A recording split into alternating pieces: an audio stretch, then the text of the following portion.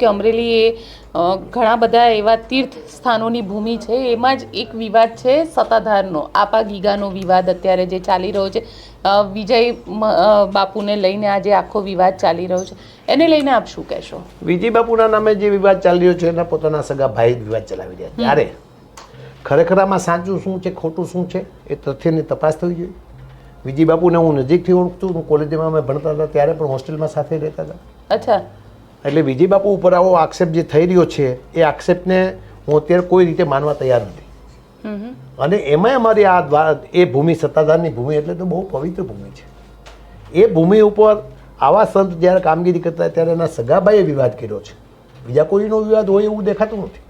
સગાભાઈએ વિવાદ કર્યો છે અને અનેક સંતોએ વિજય બાપુની તરફેણ કરી છે. ત્યારે સરકારે એ બાબતમાં પણ તે તપાસવું જોઈએ. મારા કોંગ્રેસ પક્ષના પ્રમુખ પ્રતાપભાઈએ પણ અમિતભાઈ શાહને પત્ર લખીને જણાવ્યું છે કે આમાં સાચું શું છે ખોટું શું છે એનું તપાસ થવી જોઈએ.